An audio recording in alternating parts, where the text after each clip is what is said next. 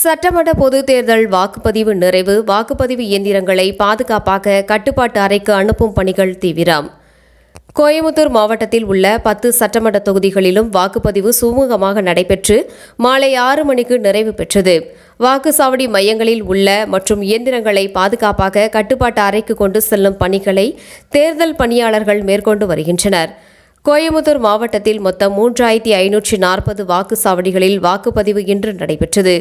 மாலை 5 மணி நிலவரப்படி கோயமுத்தூர் மாவட்டத்தில் மொத்தம் 82.33% வாக்குப்பதிவு பதிவாகியுள்ளதாக தெரிவிக்கப்பட்டுள்ளது.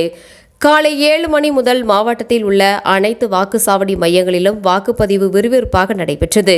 பொதுமக்கள் நீண்ட வரிசையில் காத்திருந்து தங்கள் ஜனநாயக கடமையை ஆற்றினர். இந்நிலையில் பிற்பகல் வெயில் காரணமாக வாக்குச்சாவடிகளுக்கு வரும் வாக்காளர்களின் எண்ணிக்கை சற்றே குறைந்தது. பின்னர் மாலை நேரத்தில் வாக்குப்பதிவு விறுவிறுப்பாக நடைபெற்றது. இதனையடுத்து மாலை சரியாக 6 மணிக்கு வாக்குச்சாவடி மையங்களில் பிரதான கேட்டுகள் அடைக்கப்பட்டது.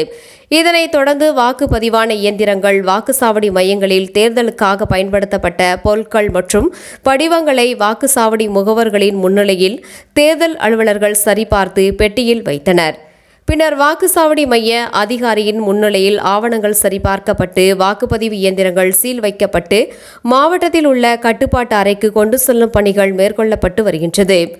கோயமுத்தூர் மாவட்டத்தில் உள்ள 10 சட்டமன்ற தொகுதிக்குமான வாக்குப்பதிவு இயந்திரங்கள் தடாகம் சாலையில் உள்ள அரசு தொழில்நுட்ப கல்லூரியில் பல அடுக்கு பாதுகாப்போடு வைக்கும் பணிகள் மேற்கொள்ளப்பட்டு வருகின்றது.